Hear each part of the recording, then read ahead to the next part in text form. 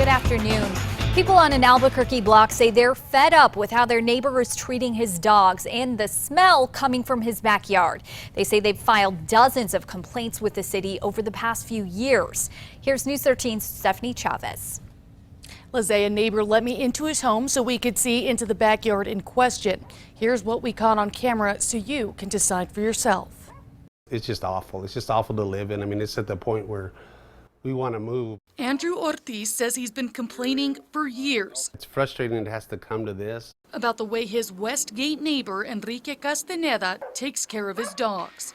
They leave them dogs in there for at least 12 hours at a time, so those dogs are urinating and pooping in their kennels. Ortiz says he's seen dogs in the yard and garage in the heat without water for hours.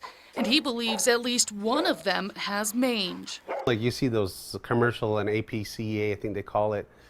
They show those sad dogs in those conditions. I'm thinking, here it is. Ortiz says he voiced his concerns to Castaneda. He wouldn't do anything, so it was just getting very frustrating. So now we don't even talk. Soon after, he began filing 311 complaints. I've pressed the issue as far as I can. It's exhausting.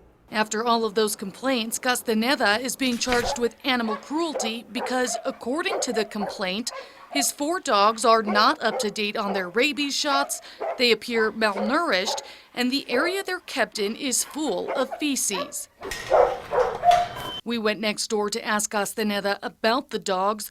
A woman claiming to be the maid answered the door and said the dogs were not her problem. Ortiz claims the woman is actually Castaneda's wife and was just playing dumb. Now, Ortiz is just hoping something will be done so he can enjoy his own backyard without the stench and the dogs can live a better life.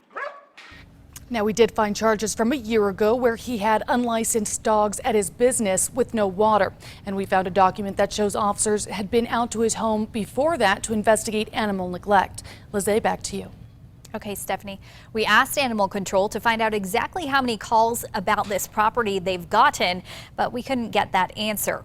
We also tried reaching out to the dog owner, but he didn't get back to us.